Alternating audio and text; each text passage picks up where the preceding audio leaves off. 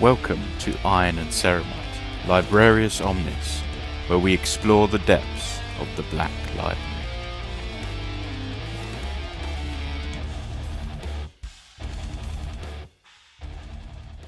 Hello everyone, and welcome back to Iron and Ceramite present Librarius Omnis.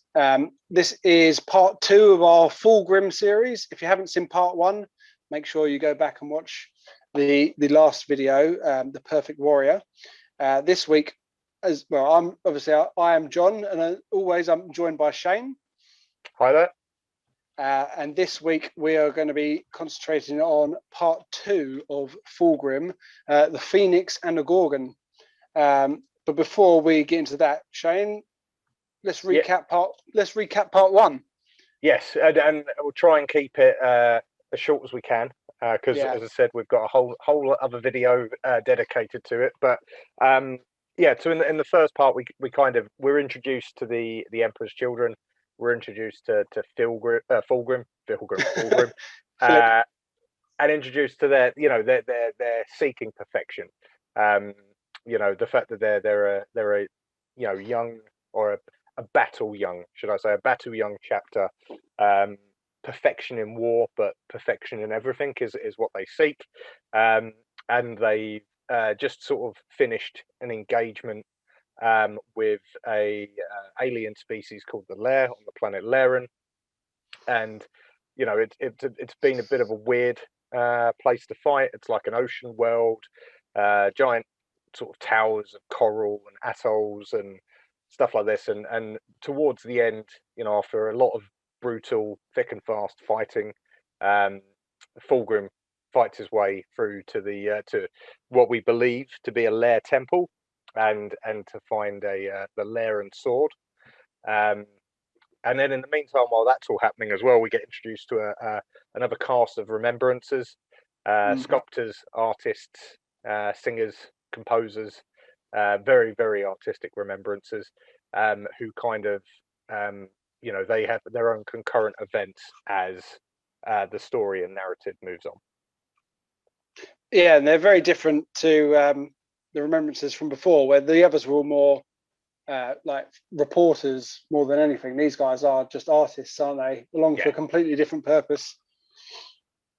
And then we got to introduce to, I suppose, our main characters who run the threads of what's coming on in First Captain Julius. Julius second captain. Yes, that's right. Second Captain Solomon Dementor. And then the third Captain Marius. I can't remember his last name. That's a test. I'm sure we'll get to it, but yeah. So we've got the 3 captains who are Verosian. Is it Verosian? Possibly. Anyway, the 3 captains. Yeah, we can edit that to make it look like we know what we're talking about. So there are our 3 main characters alongside Fulgrim and the remembrances. And at the end of the final battle, Solomon got blown out of the sky, didn't make it to the final battle, didn't make it to the Lair Temple. Marius did make it to the battlefield, but his company got completely bogged down in warriors, and they didn't make it to the temple in time. But Julius and his Terminators managed to plow on through and catch up with Fulgrim and the Phoenix Guard as they entered the temple, and Fulgrim picked up the Lair sword that was speaking to him, and that's where we ended it, as they wiped out the last of the Lair.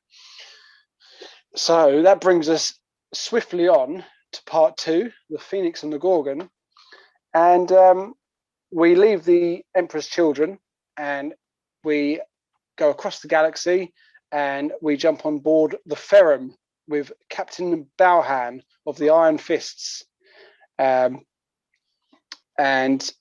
we see that the complete stark differences between the Iron Hands and Emperor's Children, where the Emperor's Children are very, very flaunty with decoration and want everything to look good. The Iron Hands are very plain and stark. They have decoration, but it isn't like showy. It's just honors and the necessities that show off how good they are, without being flashy. And Captain Ballan's in charge of the Ferrum, and he fits in very well as he's lost both his arms in two separate battles, and he's got two big metal arms now. So Iron Hands was almost his fate, I guess. And they are hunting a Xenos race called the Disparax, which they discovered by accident when they picked up their transmission. And the strange thing about the Disparax is that they managed to engage a scouting party, I guess. And when they were inspecting the wreckage, they discovered that there was some Xenos on board, but there were also humans, which have been completely out of contact with Terra since the golden age of exploration. And they're obviously ancestors of a long, long time ago. And again, another stark contrast, these are willingly living on board and working alongside the Xenos race. So just by default, Ferrus Manus has decided that they need to find them and destroy them, because that's not how we run things. Yeah, that's it. They did. They were offered the opportunity to separate from the aliens and join the newly forged Imperium, but they declined the offer. And obviously, if that happens, that's you're as good as a Xenos, so you're all going to go down and get annihilated. And Ferrus Manus, obviously, as a noble Astartes warrior and Primarch, decided that if they're not going to follow the Imperial truth, they will get the Emperor's justice. This is another case of people minding their own business, just doing what they've been doing. I mean, we don't know how long they've been floating around together, hundreds of years probably. Yeah. And just by chance, they bumped into some Astartes of Earth, and now they're the enemy for no reason, really. I don't think they're described as being particularly hostile, are they? No, by all means. I think it's kind of positioned as if you'd left them alone, they probably would have, it would have been live and let live, right? Yeah, it'd just be like passing by in the night. No one would have had to know. Yeah. But it's so strange. But still, Ferrus Manus and the Iron Hands, and I suppose at the minute all the Astartes, they're the good guys in this, and we're cheering them on. So let's kill some Disparax. So we join Balhan as he's managed to track down some enemy ships. He's got two large ships they're following, and as they're getting ready to engage, the Disparax release loads of containers out the back that they believe are just them dispelling some dead weight so they can escape. So Balhan dispatches his fighters on board to attack, and as they go in for the attack, the Disparax actually launch some torpedoes, which takes out the second ship that's with the with Balhan's ship, the Iron Heart, which is completely heavily damaged, taken out of this battle for now. The Ferrum takes on some damage, and even though his fighters are out there, and they realise actually this was a trap, this wasn't them trying to escape, this was them luring them in, because as they go past the containers, from behind they burst out, and the Disparax fighters come out as well. So Balhan decides to take out this enemy ship. He's going to fire all weapons and just completely disregard his own ships out there, and they get into quite a bad battle, really, where heavy losses all around. Indeed, and it's actually what's quite interesting about this is the Disparax. What you get a hint of is that they're pretty good. Yeah. From a naval warfare perspective, they know what they're doing, and that actually the Iron Hands potentially gone in there a little bit too confident, maybe even arrogant. Yeah. And about Balhan, is that Captain Balhan? Yeah, Captain Balhan. Yep. Balhan. Yeah, has probably been a bit too overconfident and a bit eager and a bit gung ho in his approach, and actually, for once, the Astartes, certainly from a naval warfare perspective, are they're struggling. They're taking a lot more damage than they probably should have done. Yeah, I suppose you don't survive floating around the galaxy for however many hundreds of years without learning a thing or two about defending yourself. Because these can't be the first enemy they've stumbled across by accident. No, they definitely appear to, be like navally, they appear to be particularly set for this. Yeah, and like to your point of them being ready, we flip over to Ferrus Manus on the Fist of Iron, and Captain Santerre, first Captain Santerre, is giving Ferrus Manus some particularly bad news and telling him that Balhan lost that battle. The Disprax ships got away and they suffered heavy damages, and Balhan's aboard the Fist of Iron ready to apologise.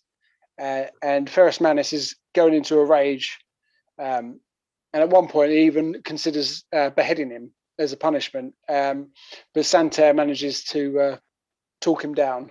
He also talks about taking his arms as well. Taking his arms off him, yeah. But instead of that, they decide that as punishment, he's going to have to become co-captain with one of the Iron Fathers, who I believe are the elders of the company or the Legion. I don't know if you know too much about Iron Fathers. No, it's the only time I've heard it mentioned. I don't. Well, you don't hear it the rest of the book really. It's more of I think it's kind of like a ceremonial sort of title. I can only imagine they're a bit like the Half Herd from the Lunar Wolves. In that maybe they're slightly older Marines, or they're not going to go into dreadnoughts, as it were, but they're I think the way that it's described in the book, they're in some sort of iron sort of sarcophagus. It's like a step down from dreadnought. Like they're not completely all the way to being.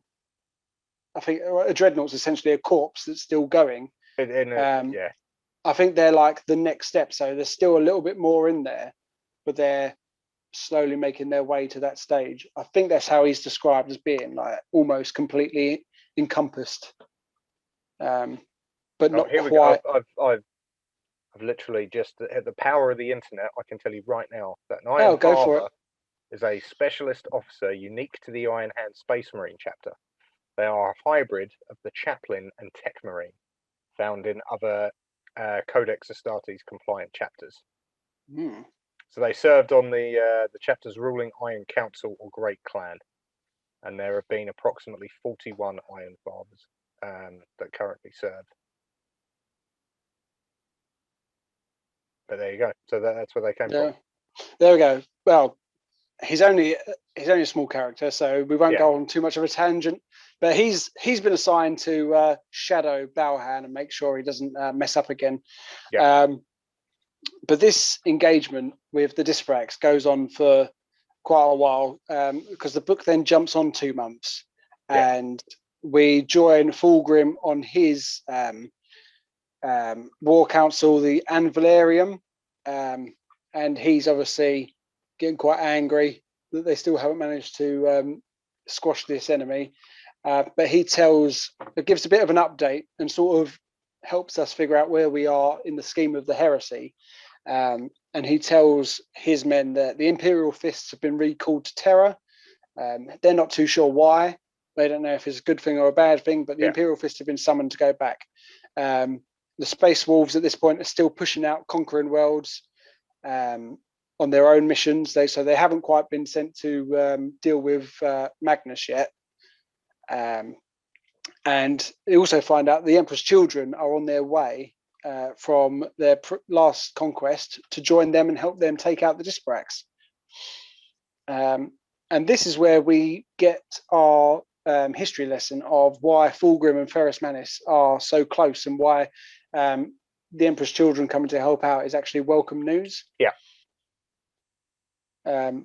So they met a long time ago when the legions were probably quite fresh, and they were in a master forge. I'm not too sure if the planet's named that they were on. It was in the Urals, wasn't it? Wasn't it on Terra?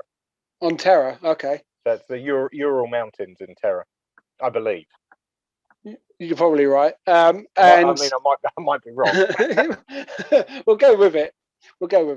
And Fulgrim come into the forge where Ferrus Manus was working and announced he was going to make the finest of all weapons, which Ferrus Manus laughed at him, and then they challenged each other to see who could make the best weapon. Yeah. And they toiled in the forge for 3 months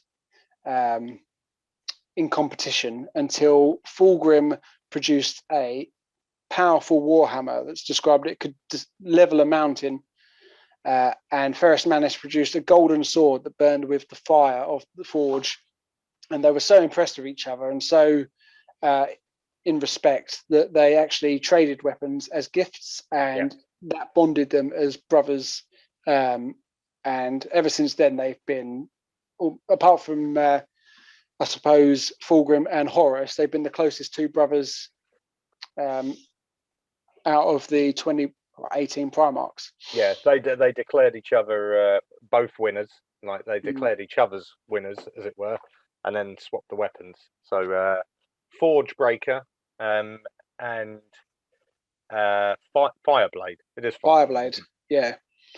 Very imaginative. Yes. Well, I think Forge Breaker is better. I think Fireblade, I keep getting confused with his Thunderhawk, which is called Firebird. And it's like, is it Fireblade or was it Firebird? No, it's definitely Fireblade. Yeah. Fulgrim's definitely got a theme, hasn't he? It seems that way, yes. Yeah. What would you rather have, though? A flaming sword or a massive warhammer? I like Forge Breaker. I like the sound of Forge Breaker. It doesn't sit with me, based on the characterizations of the Primarchs, that Fulgrim would go and forge a warhammer. No. I think it is the right weapon for Ferrus Manus, but I don't know. I think based on the characterization of both of them, I think they would have forged the weapons the other way around. But I suppose for narrative purposes, Fulgrim needs a sword and Ferrus Manus needs a massive warhammer. So, fair enough. Yeah, it would have been a bit weird, wouldn't it, for it to be the other way around? Yeah. But yeah, I agree. I'd rather have a warhammer than the sword. I mean, don't get me wrong. I suppose I'd if it was me, as under my current stature, I'd probably take the sword because I'd never be able to lift the warhammer. I suppose as well, they're less likely to get into one-on-one combat with anybody, where a sword would be preferable. Yeah. Whereas, if I was as big and strong as a Primarch, I'd take the warhammer. Exactly. You'd just be swinging it around like nobody's business. That's exactly it. Cool. So we've got that bit of a history lesson, and then we go into the next chapter, and we're back on board with the Emperor's children, the Pride of the Emperor, and Ostian is trying to get on with his work. He's got the big, marble slab that he's trying to decide what he's going to do with, but he's pretty distracted by the singer Bekwa coming onto him earlier on. And then we find out he's not only distracted by that, but the remembrances were all given the opportunity to go down to the Lair planet, especially Atoll, that the temple was on, and Ostian and Serena were invited to go down, being two of the celebrities, I guess, on board of their stature, and they obviously are walking off towards the loading docks to go down, and they're talking about Serena telling Ostian, we're going to get you to see the sea, and they're just talking, and apparently we find that anywhere between, depending on whose rumor you want to listen to, the fighting was so fierce, anywhere between 300 and 700 Astartes were killed during that month of fighting that Fulgrim declared, we're going to conquer this race. And even if we go back to Julius thinking that a month was going to be costly, and this sort of just proves quite how bad it was. Absolutely. It's a chunky number of Space Marines to be killed, because you sometimes forget, even with these all of the tales during the heresy and the size of it, that even in its biggest battles, we're not talking, like, to put it into historical context, like the battles of World War I and World War II were bigger in terms of the number of people involved than a lot of these battles. One Astarte is the equivalent of a lot of current soldiers, I suppose you'd put it. Well, considering as well, they always say, like, whenever you hear anything, they always say, like, a squad of Astartes should be capable of landing a planet and taking it over. Yeah. So there's quite a big number. Yeah, and in like modern 40k, a chapter is what, 1,000 Marines. Yeah. So to lose 70% of a chapter in a month of fighting, that's pretty catastrophic. Yeah, that's hard. And obviously, like, as we learnt before, that the Emperor's Children, this is their first time out on their own, so they're not probably the most numbered legion either. No, definitely not. It's a big, it's a big loss. There's a big loss to take, and there is a feeling that there's kind of like a not a cover up, but certainly maybe the remembrances are being shielded from 100% of the truth. Yeah. Which is obviously common theme across board, and obviously the Emperor's Children were after perfection, so that doesn't necessarily mean the truth. Indeed. So Ostian and Serena are getting ready to board, and as they're allocate their ships, Ostian finds out that his name's been removed from the boarding party, and as he's trying to figure it out, we see Beckwer boarding her ship and gives him the dirty look, and obviously we find out that because she's such a celebrity and her standing in the Legion, that she's had him removed. And then Serena offers to stay with him, but he's the good guy after all, and he tells her to go down to the planet and enjoy it, and they'll see the sea together on another planet.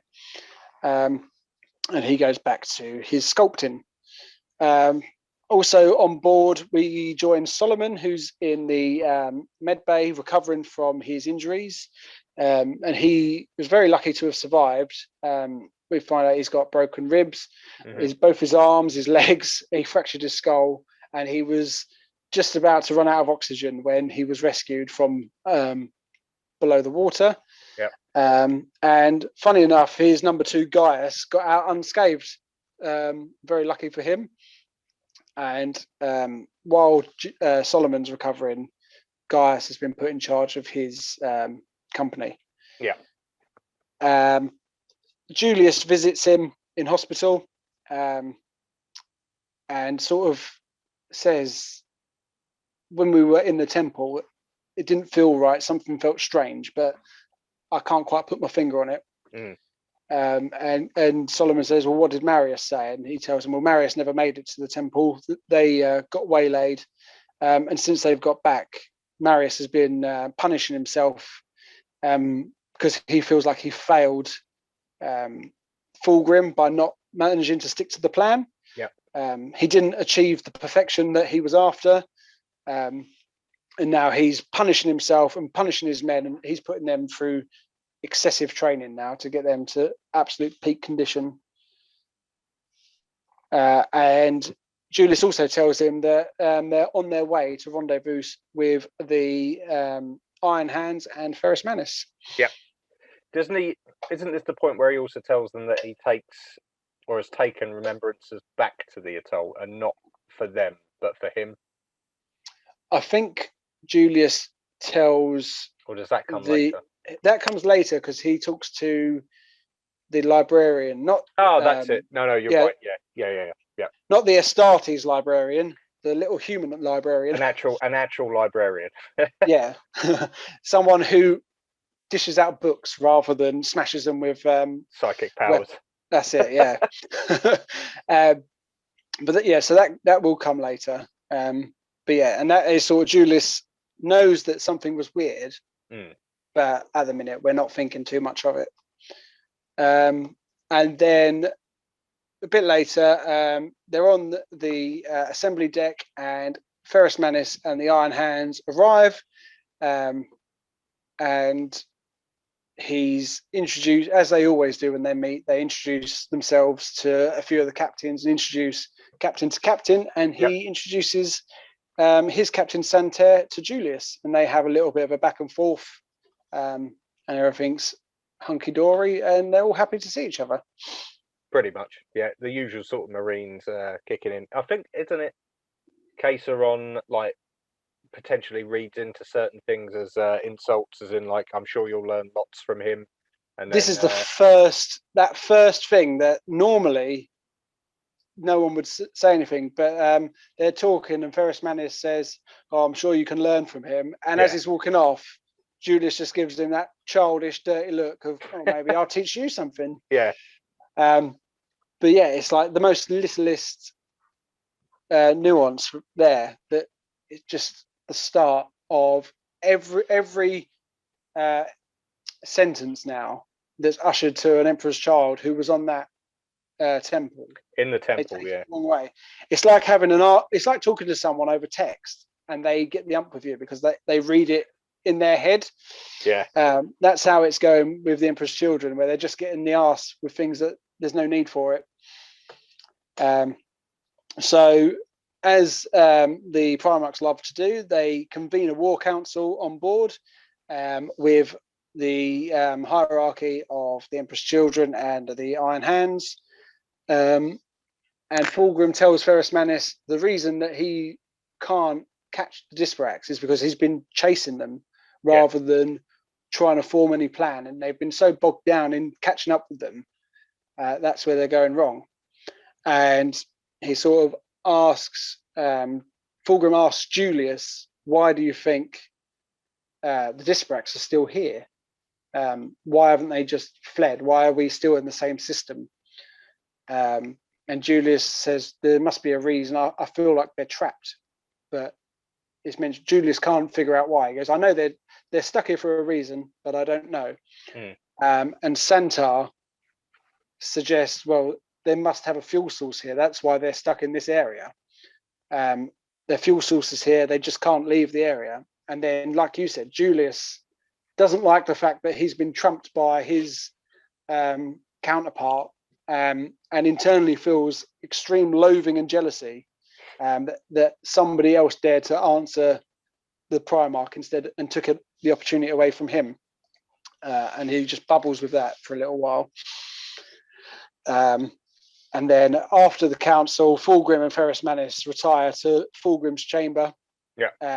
And Fulgrim is playing with the lair sword, and just noticing how perfect it is, and knows that it could cut through Astarte's armor, and also feels like the blade was specifically made for his hand.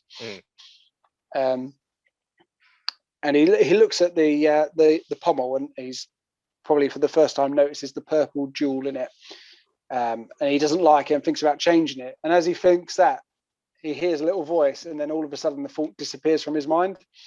So that's the sword is looking after itself there. It becomes, that voice becomes more important as the book goes on.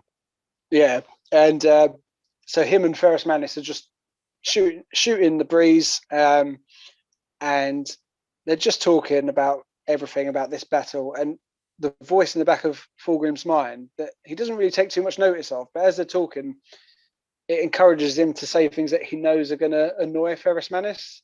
He doesn't know why, but doesn't matter what he says, he just comes back with like a very annoying sort of counter reaction to whatever Ferrus Manus says. It's almost like childish, like, as I said, little jabs, unnecessary.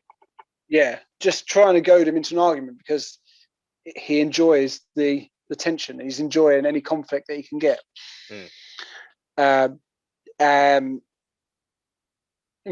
Here, actually, Ferrus Manus notices some of the art, and this ties the universe together that little bit more. And he noticed some of the art, and Fulgrim tells him that it was made by these photos were taken by a remembrancer called Euphrates Keeler.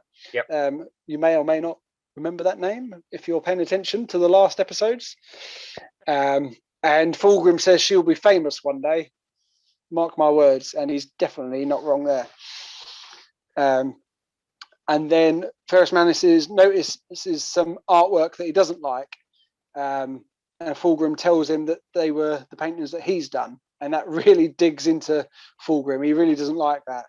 Fulgrim hates it. Don't criticise his art, whatever you do. And Ferrus Manus obviously doesn't even know it. He's not doing it to be rude or spiteful. He just doesn't like it as much as the other stuff. And unfortunately, he's hurt his brother's feelings there. And they get on to talking about Horus and how he's been appointed War Master. And Ferrus Manus says he doesn't mind it. And Fulgrim's trying to goad him into saying something like, no, you wanted it really. You'd rather it be somebody else. You don't like him. But we find Ferrus Manus he's loyal. He's very he's accepted the news. He wasn't upset. He knows that Horus deserves it. And he's quite happy to accept what the Emperor has decreed. Yeah, he doesn't strike you as a Primarch like some of the other Primarchs, like the Lion or Dawn, or some of those Primarchs that you look at and you go, okay, they probably could have had a fair shout at War Master alongside Horus.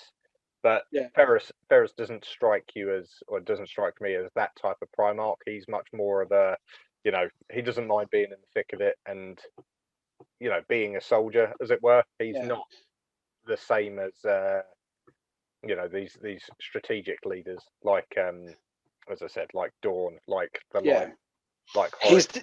He's definitely like a second tier Primarch, isn't he?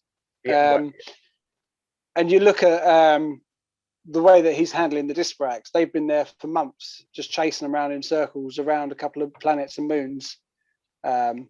So he's obviously not the strategic genius. So no, he has a big speech at one point, doesn't he, about why the Emperor's children are coming to help, and he said it's not weakness to ask for help. The weakness is not asking for help. And not realizing when you need it, and like he kind of admits that he can be very headstrong, and and that does pay off a bit further on in the book as well, because he's very headstrong. He he has spent his time chasing his tail, or chasing the Disbrax, instead of taking this moment to think about it.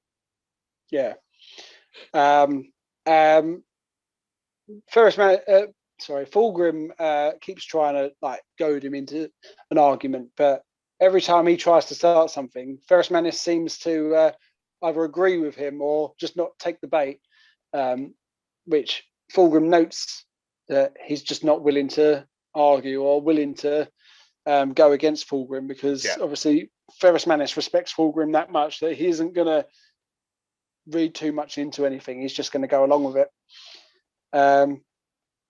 And then we find out that good old Fabius Bile has been transferred off of Fulgrim's ship to another ship under Eidolon's command, to continue his work in secret. And he's with Eidolon, who tells him, when I come back from this peacekeeping mission, I want to be the first Astartes to be approved upon, and it better work. And Fabius is remembering that conversation while he's working on his lab with the corpse of a Astartes warrior, who wasn't quite dead when he got to Fabius. Was going to die, wasn't quite dead, but was probably, it's made out in the book that he's as good as dead. Yeah, and not wanting to waste an opportunity to learn, he uses some time to experiment on the Astartes brain, and he figures out a way to intertwine the pain and pleasure cortex, and test this out on the dying soldier. Yeah, who apparently dies, in pleasure, but dies nonetheless. Yeah, and I would like to think that maybe with their healing ability and the sort of surgical marvel that Astartes seemed to have. Maybe he didn't need to die. There may have been a way around it, but anyway, Fabius, it's all for progression, isn't it? It's the seeking of perfection, right? That's it. So what's one soldier when you can improve others? He'll harvest the gene seed, and he'll go and he'll take that gene seed and put it into someone else, and then mess it with them. It's fine. And it's even like described. He doesn't even feel like he's doing anything wrong. He knows what he's doing, and he knows that what he's doing is for the greater good. And he knows that there's people within the Legion that won't like it, but he's been given permission, and he's going to get on with it. Yeah. I said it. We'll come into it later, but again, Fabius, he's a very good character, and it's like the thing that I like about it is that whereas if you know the Chaos Gods, we talked about it in the last section of the book. You know the Chaos Gods. You kind of got a sense about where this is going. There's a lot of talk of sensation, a lot of talk of pleasure. There's talking blade, a lot of this being jealous and swinging from high to low moods and artists. If you don't know, you don't know that much about the gods, but it will be revealed as to which direction we're going. But one of the things with it is that Fabius is not, at least doesn't seem to be under any sort of influence. No, because he wasn't on the temple, was he? No. He's just a bad dude. Like he's not under any kind of influence of any of these, potential chaos gods or chaos corruption or anything like that. This is just him. Do you think though, is he bad or is he just in the right place? Like if he was with the Emperor and the Emperor had said crack on, he may have remained loyal. He's all about himself, isn't he? I think he is. Well, this is the thing. He is loyal, but loyal to the only person that he cares about, and that's him. Yeah. I think even if he'd been under the Emperor's command, it would have come a point where he would have done something that would have gone against the wishes of the Emperor, just because he's not interested in anyone else's opinion. He's doing it for him. He just likes science and doing what he wants to just keep making stuff, doesn't he? Yes. Yeah. So he's in his lab working on two key projects. He's working on something called the Osmodular, which is basically the gene which could strengthen an Astartes skeleton. Mm-hmm. He's also working on a extracted layer vocal cord, and he's working out how to replicate the sonic shriek that the lair use quite efficiently against the Astartes. And he's also refined a vaccine, which is sat ready, waiting to go and ready for mass production, which will increase the metabolism and the strength of an Astartes warrior. And Fulgrim has already authorized that he can spread this out throughout the Legion. He's been given free reign, and this is quite early on. Like Fulgrim's only just got this sword, so for things to come, and he's already given permission for this experimental drug to go out. Yeah, it's quite a jump, I think. Yeah, I think it's I said Fabius has already kind of done the number on him in terms of convincing him to let him do the work anyway. So I suppose it's not that far of a jump in terms of, if Fulgrim's already said to him, you can get into it in terms of doing your investigations. It's more like Fulgrim is interested in the end result, but doesn't really want to know or care how Fabius gets there. No, I guess not. And I think, it's kind of like, oh, great, you've got this new combat drug. Amazing. It's going to make us better and more perfect. Excellent. Quick whisper from the sword. Yeah, okay, we're all on board. Let's keep going. Yeah. And then obviously the perfect storm of it is you've got Marius, who is like desperate to regain his honor in the eyes of the Primarch, who as one of the captains, will be first up to, volunteer himself and his company to try out any of this stuff. So it's like, combat drugs, fine, let's get into it, and off they go. I mean, Marius is the definition of telling him to jump and him asking how high. Yeah. At this point. Yeah, absolutely. Yeah. So Fabius, he's doing the Primarch's good work behind the scenes. Meanwhile, Serena has returned from the surface, and she was so encaptured by the beauty of the place that she's come back to her studio and trying to replicate it on the canvas.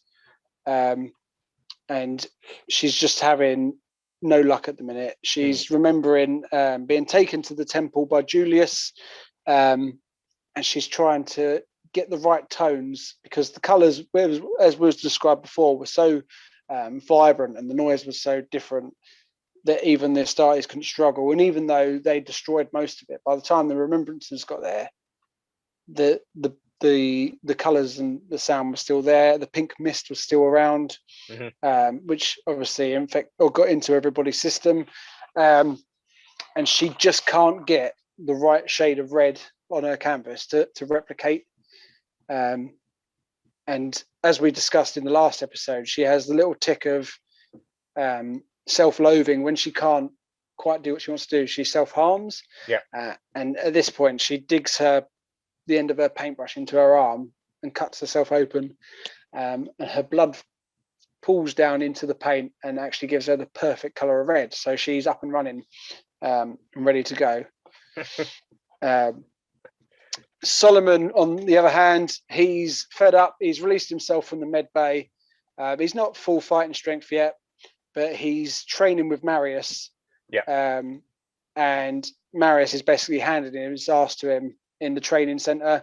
Marius tells him he's been working his company harder than ever because they are not going to fail Fulgrim ever again.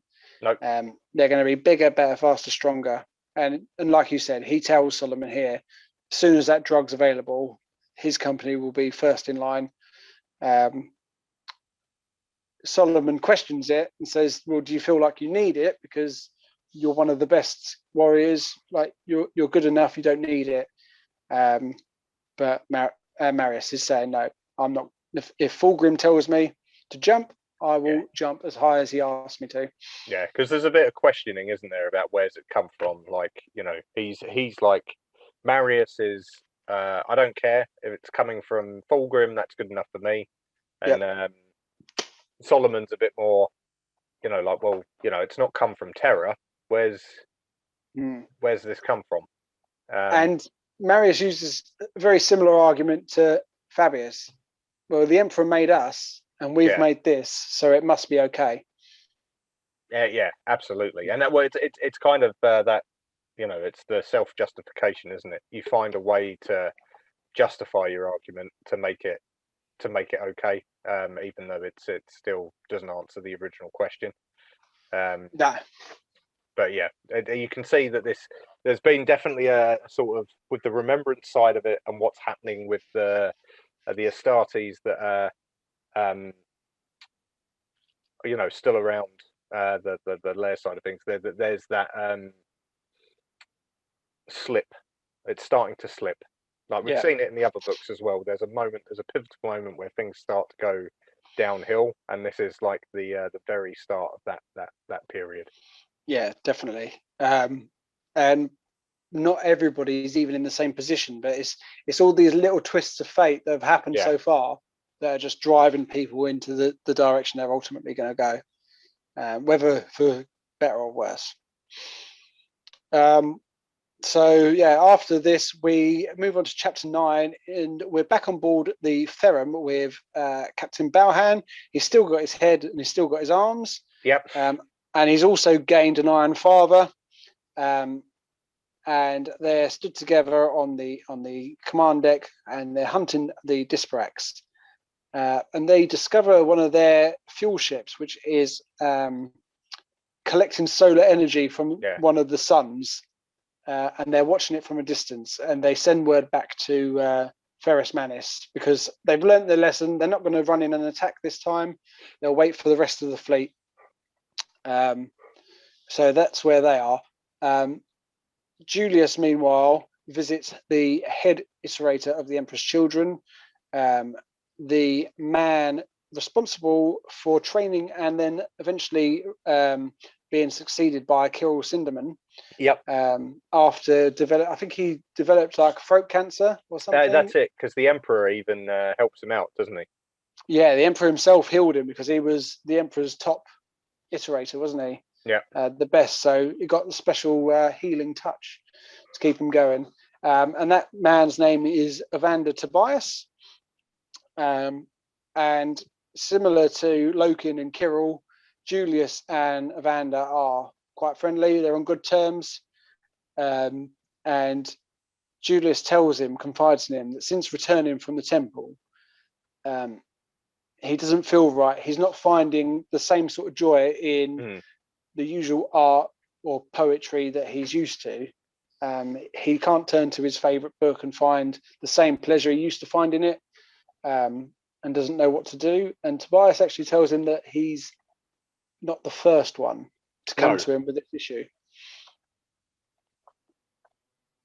No, and I was going to say no. I thought he was going to say something. No, you're right. No, that is, he's not the first one to come to him with that issue, and he introduces him or sends him in the way of the writings and books of it's a priest, but it's someone I can't remember the name of the guy, but he was a priest, but he was also a whole lot of other things.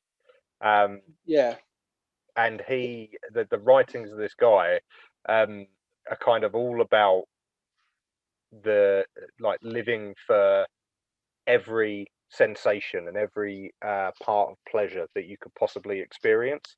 And obviously the iterator is like, go and start reading some of this stuff, because you might find it interesting and might help you understand where you're going. It's interesting because like the iterator, it's not very clear whether he's also potentially corrupted or been, sort of. I don't know. It's very strange because he gives him this book, and they talk about. It's one of the first times as well here that it's mentioned. They talk about him being considered to have heretical ideals. Yeah. And Julius sort of turns and says, "That's a silly word. That's a superstition." And Evander sort of encouraged him to read it. Yeah. But it's not mentioned that he went to the planet, but I think it's more of at this point he's saying, well, here's something to consider. You could maybe look elsewhere for joy. I don't think he's necessarily telling him. Like heresy. how much... Have you heard the good word of heresy? I don't think he's quite. I think he's just trying to expand his mind. Give him something else to read, but it definitely. Like as I said, it's the books that or at least the book he introduces him to, the first entry for this priest that obviously you find out a lot more about as the book goes on, but obviously it does scratch that itch to begin with for Julius. Yeah, but definitely again. Sorry, I was going to say the priest's name is Blake. There you go. That's it. Yeah. Cornelius Blake is the name of the priest. It's kind of like it's the opening. It's the top of the hill where it's Julius's sort of exploration of the idea of living for sensation and the highest highs of that sensation. Yeah, and it mirrors Loken and Kirill, where Loken can't get over what he saw at the Whisperheads, and Kirill gives him some books on ancient mythology to help him understand it. And I suppose in a way, Evander's doing a very similar thing to say, look, there's other, like, this isn't how it's always been. Have a look at some history. Yeah. This guy was essentially a heretic, but you might learn something from him. Yeah. And while they were having a talk, Julius gets a vox call saying that he needs to return to his posting as the Disprax have been located, and they need to make way. And we join Fulgrim, who's pacing up and down in his chamber, and he's pretty pissed off because Ferrus Manus and the Iron Hands have engaged Disparax without waiting for them to get there.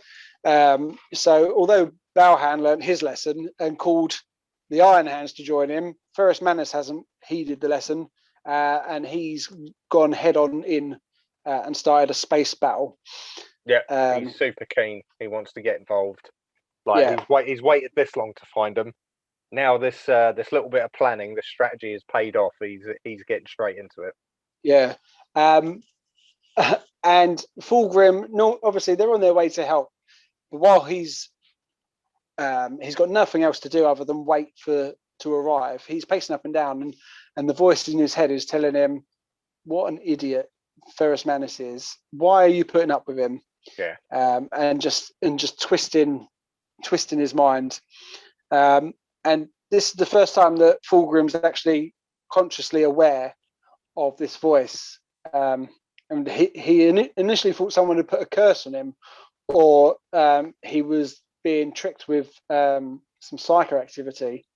But now he feels like he doesn't know where, but something's awoken in his subconsciousness and is giving him advice. And he seems to just be accepting this for what it is. He's not really fighting against it, although I don't think he's got much of a choice. I think it's just there now. But because he's obviously in such a bad mood, he's looked at his art and he's remembering how annoyed he is with Ferrus Manus, and he destroys the art that he's tried, and he's angry that he can't produce anything perfect. Yeah. And he's listening now. He's to inspire him. They've recorded the music from the Lair Temple, or they've recreated it, and he's got that pumping round his chamber. This isn't the bit where he's. I might be wrong. Is this the one where, because he was trying to carve the 3 captains, wasn't he? That gets mentioned in a bit. They're not there yet. They haven't got to this point yet, because at the moment he's angry. Yeah, he smashed up. He smashed up the artwork. Yeah. And I believe that the statues come next. That's his. I can't paint. Maybe I can sculpt. I'll go to sculpting. Yeah, that's it. Yeah, and we'll get to that in a bit. He has commissioned the remembrances to create the art, and he's only given commissions out now to anybody who actually went to the Lair Temple. Yeah. So all the remembrances who were very lucky to go on this field trip are all now making the money and getting Fulgrim's blessing to decorate and produce art. But Fulgrim's so preoccupied with his own sort of madness that he hasn't even gone to the bridge to give any orders. He's just sulking in his chamber. And we start seeing now that everybody who's been down to the temple has been affected by something. They're all highly strung. That any slight directed their way is felt 100 times harder. And anybody who didn't go is just carry on as normal. For example, Julius, he's on the bridge, wondering why Fulgrim isn't there. But he isn't angry that Fulgrim isn't there. He's angry that everyone else is carrying on as normal, and no one seems to care that Fulgrim isn't there. Yeah.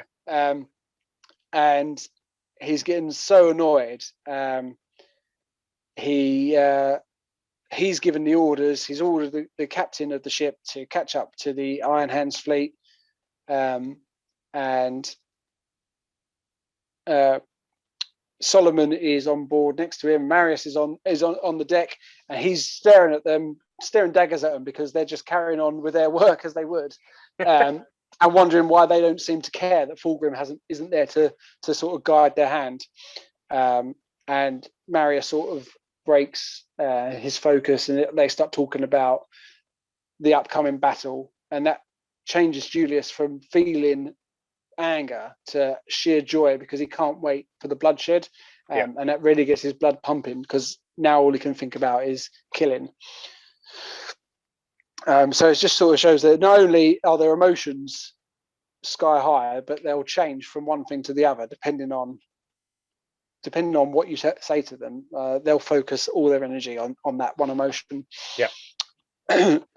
So we hit chapter 10 now. We're back with the Iron Hands, and they have arrived at the Corellis star, which is obviously a sun, and they've engaged the Disparax, and now there are thousands of ships battling. The Iron Hands have managed to sort of corral the Disparax. Their backs are against the sun; they can't really escape, and the Iron Hands are doing pretty well. They're destroying the Disparax quite well, but the Disparax, like we mentioned before, they're not new to space warfare. They're given as good as they get.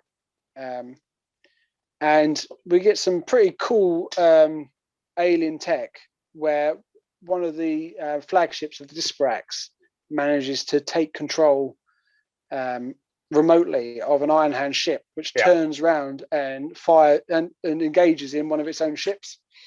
And that basically causes some destruction. And with that, the Disparax have managed to create a gap and start sending out some ships. Some ships manage to escape.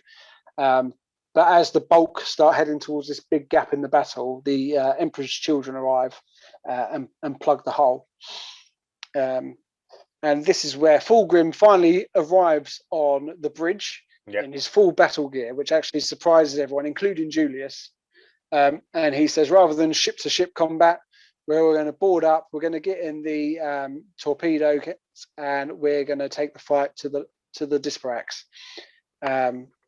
And Solomon notices that he's not carrying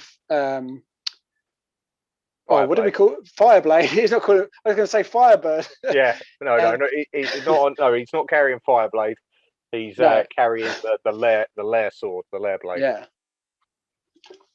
which is maybe had a bit of sway in his decision making here.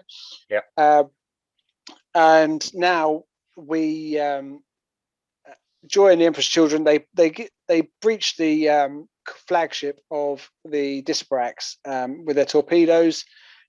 Solomon goes in first, and his squad start clearing out human and Xenos alike. And they land, they clear out this first welcoming party, and he and Gaius get a chance to sort of examine the Disparax. And they have quite a good conversation because Solomon's asking, like, what do you think happened? That they feel that these humans have been fighting alongside Xenos. And he says maybe we should try and understand what's going on, because maybe and Gaius sort of says to him, well, what do you think? And that's quite a naughty thing to say. Studying Xenos. Not allowed to be doing any of that. If you're cavorting with Xenos, then that's no good. Yeah. No, but Solomon manages to sort of save himself and says, no, we need to study him because we need to figure out how we can stop humanity turning on the Emperor again. Doesn't matter how removed you are from Terra, this isn't acceptable. Yeah. And Guy says, well, they've probably never heard of the Emperor. And Solomon says, that's not an excuse. It should be obvious just by looking at each other that this isn't acceptable.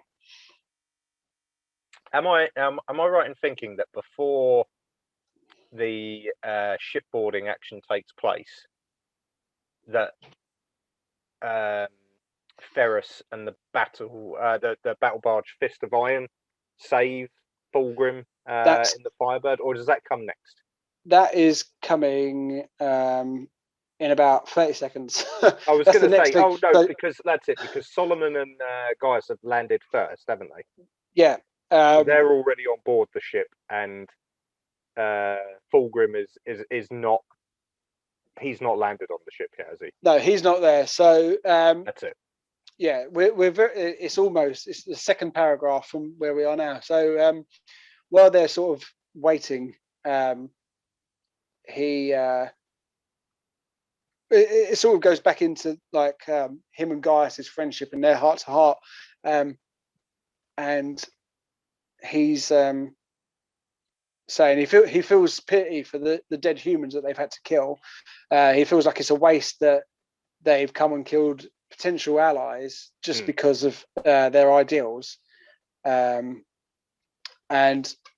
Gaius asks, do you regret killing these people? And he says, well, no, I don't blame them. I don't blame these people, but I blame their leadership. I blame the fact that anybody's allowed this to happen, but I don't feel bad for killing them because they should have stood up to their leaders and told them this was wrong.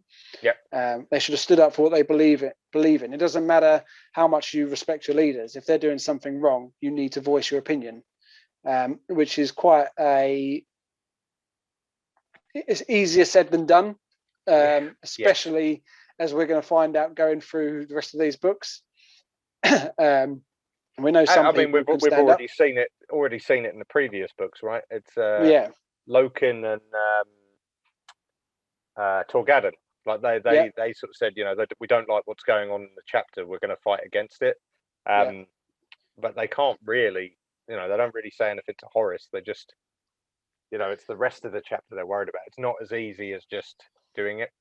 No, it's true, and they try to save the Legion rather than stand up to the Legion. But then you look at Soltarvitz, who we've already seen in the other books. He definitely just went, forget this. I don't like it. I'm off. And we will explore that more as we go on here. Indeed, yes. But then back to, like you said, Solomon signals to Fulgrim and says, landing zone's clear, get over here. And Fulgrim jumps on the Firebird and doesn't bring the Fireblade. And they're nearly wiped out by the Disparax. But Ferrus Manus uses his own ship to block the path, and actually he takes quite a lot of damage. But it saves Fulgrim. And Fulgrim lands on the Disparax ship, and he's got Julius with him, and they burst in and they start wiping out Disparax, and both of them enjoying killing. And it sort of says here, like, they enjoy killing and they enjoy it more than they normally would. They're actually finding pleasure in it.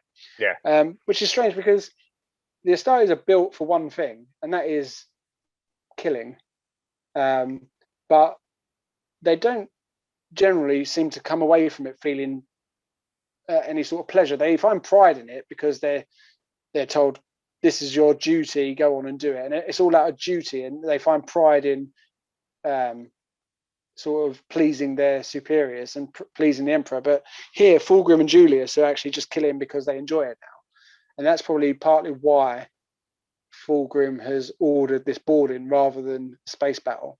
He's after the sensation, right? He's chasing the sensation. Definitely. Like Julius, when he was on board before, he was getting all hot round the collar because he wanted to kill. And I don't think that you're going to get the same sensation from firing torpedoes and you are putting a sword through someone's head.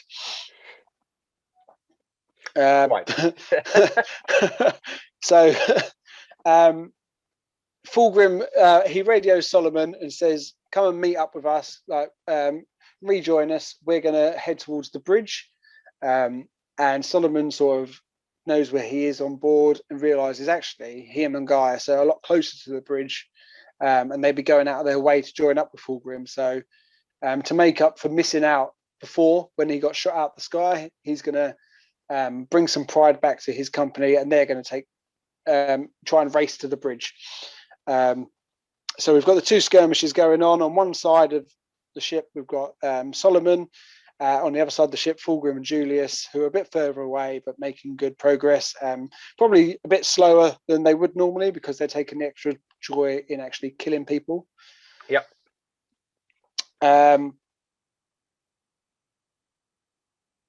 So now we have the book really separates the characters of Solomon and Julius and Fulgrim, as we have Solomon and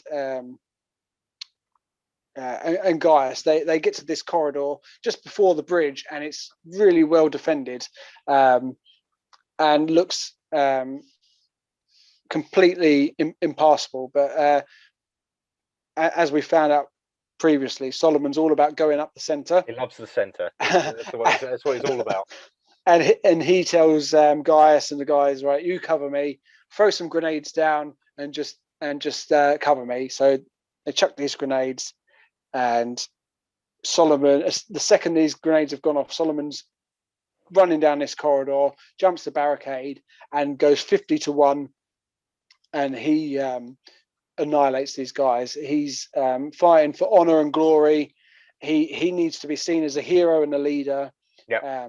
And he wants to do well for the Astartes name.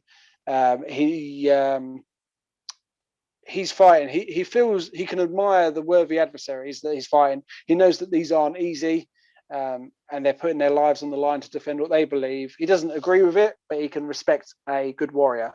Yeah. On the other hand, we have Julius and Fulgrim. They're fighting their way through the defenses, and normally they would probably, especially Julius, would have the same thought process as Solomon, but their minds are now deteriorating. Where normally they would fight for honor and duty, now they're actually fighting for the thrill, and killing is just like, it's just tops. And even when he's getting wounded, like, it doesn't hurt. Even though it does hurt, he's enjoying the pain. He's reveling in the he's getting pleasure.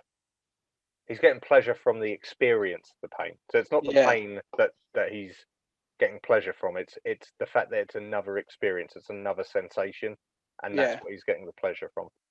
Yeah. And it's not just even the pain. Like Julius is number 2 gets killed. He gets pulled down and killed. And Julius feels like the enormous grief, and even though he's just lost like one of his closest friends, probably, he's actually quite excited by the pain and the emotion. So he's got a double bubble. He's devastated that he's lost someone, but he's enjoying it because now this is a new sensation that he hasn't felt in this mindset. And he feels like he's lost friends before, and the Astartes are always remorseful, but it's just the way it is that no one ever dwells on it. They put their name on the battle honors, and that's it. But once this little skirmish is done, Julius actually allows himself to feel the grief of this guy's death, which is very unusual. Even though he enjoys it, it's just not normal. And then Solomon manages to get to the bridge, and they breach the doors. And after a very quick firefight, the crew throw down their weapons and surrender. And Solomon finds a very strange-looking creature who he believes to be the navigator, who's had a chunk of his head blown off, but it's still alive. And he goes over and just sort of inspects it and watches it die. And as it's dying, it telepathically says to him, all we wished was to be left alone. Yeah. Which, as we said before, they've done nothing wrong except lived together on board a ship, traveled around, and then these armored motherfuckers have turned up and ruined everything. I mean, yeah, that's it. Nailed it. Like, it's interesting. What I found interesting about that particular scene itself was that, like, Solomon, he didn't know so this alien's at the top of his head shot off. He knows it's not dead, but it is dying. And even though he knows he might not be able to understand it, or he may not even be able to speak, he still bends down to hear its valediction, to actually hear its last words, because he's, as I said, there's something about, like, I don't know, the warrior's code, that it's like, you're the enemy, but you fought well, so I will give you the respect of hearing your final words before you die. And then that's when they're passed over. And it's like, it's quite, as I said, it's quite interesting for us in the reader's position to stop and think about the alternate view of the Great Crusade and what's actually going on. Yeah. because we're spurring on, we're cheering on these Astartes, but Yeah. we probably shouldn't be in a lot of cases. You stop and think about it, and you go, well, yeah, you could have probably left those guys alone. You know, they're just chugging round their stars, filling up on some solar energy, and then just barreling along. They're not doing anything. And it's like, no, this dude with silvery hands is like, no, I'm not having any of that. Like, we're gonna blow them away. And you know, he's then met with his long-haired, like, show dog brother, who's like, yeah, all right, we'll kill him as well. Yeah, and no one's going to disagree with him. No, you know, they just wanted to be left alone. But yeah, that's not what happens in the 30,000th millennium. No, and the thing is, even if they'd found this race and they were just human, and they still decided, no, we just want to be left alone, they would have been killed for that. Yeah, no dice. That's not the way it goes. You've got to join our glorious Imperium, which means if you're on a planet, you give all your resources to us. And if you're not on a planet, that's also fine. You just have to follow us and die in the next battle. Yeah. Just avoid, if you see anything Imperial coming your way. Yeah, get out. If you're not on board, just turn around. Yeah. So Solomon's watching this alien die, and he just hears Fulgrim from behind tell him to step away from that beast. And he turns around, and Fulgrim and Julius are stood there, and they look absolutely furious. Yeah. Solomon bows to Fulgrim and gives him the bridge. But Fulgrim turns around and storms off in a bit of a huff. He wasn't there first. That's not, you know, his perfect plan was to, you know, he's just been saved by his brother. He's not happy about that. He's landed. He wants to get to the front and claim the glory and the honor of, you know, putting an end to the disparate by claiming the bridge. And then, you know, one of his captains, not even Julius, one of his other captains, has got there and he's gone up the center and taken it out.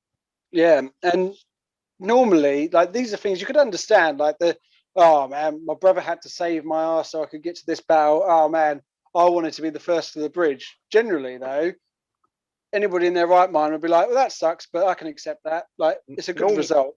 Normally, like, if you put it into a different chapter with a different type, they'd be giving, you know, he'd be saying well done to Solomon. It'd be like, oh, you know, let's give him the honor and the adulation when we sit round and have the victory feast later on. Yeah, you know, let's get him to tell the story of how he did go up the center. Let's hear it again. And that's the way they do it. That's not how. Solomon would have obviously knows his Primarch, so he would have thought that exactly what you said. Like, he would have gone up the center. He would have done this, and he probably was expecting to get a well done. Yeah, bit of a pat on the back. Yeah, which probably a couple months ago, before the last battle against the Lair, that probably would have happened. Yeah. But even as Fulgrim's heading back to the Firebird, the voice in his head is telling him Julius is trying to take the glory, and Ferrus Manus is trying to show off and show you up that you can't do anything without him. And Fulgrim tries to deny the voice. He does shout. He shouts out in against the voice, but sort of accepts that actually maybe this is the truth. Maybe the voice in my head is right. And we sort of leave Fulgrim stewing on those thoughts, and that brings us to the end of part 2. And there we go. Like, as I said, part 1 and 2 down. Monumental book. So much is happening. So much happening. I think we say it every book. It's like so much they pack into these books. It's unbelievable. And I think with Fulgrim, what's quite interesting is that at least the first, I think, 4 parts are quite separate. Yeah. Because, and as I said, you've probably got much better notes than I have on this in this instance, John. But then part 3 is very much about moving into the bit where they go to the, I can't remember. It's something begins with P, and is it anomaly or paradox? It is on my notes, but it's on a different section of my notes. But yeah, because this is where we're going to meet some Eldar, isn't it? That's it. And some uninhabited planets. That or what do they call them? What do the Eldar call them? They're so the Eldar have a specific name for them because they're the worlds that they're ready to. Maiden world. That's it. Yeah, it's a maiden world. So they're like a whole system of maiden worlds that are untouched, almost planned worlds ready for the Eldar to inhabit when they're ready to return to power. Yeah.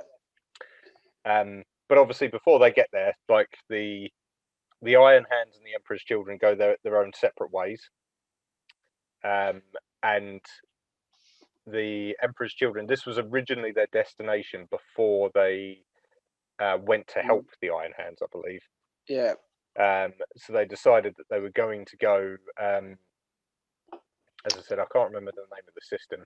I have got it in my notes, and we'll get to it when we do part 3. But I'll have to scroll quite a long way down to get to that bit. But I know, yeah, we're because this was a distraction for the Emperor's Children, really, wasn't it? Helping out the Iron Hands.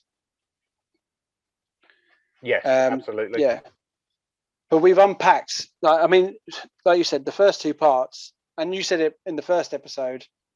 These could be their own books. What we're doing here, this could be its own series. Yeah, yeah. Because we've had the introduction to the Emperor's Children properly, and the discovery of something unknown that changes the course of their future. And then here, now we're seeing it slowly take effect and corrupt the most perfect legion. That's it. Yeah, they're they are looking. Their pursuit is for perfection. Yeah. And that pursuit for perfection is being warped, isn't it? It's more like the pursuit of pleasure and sensation. They're still saying it's the pursuit of perfection. Yeah.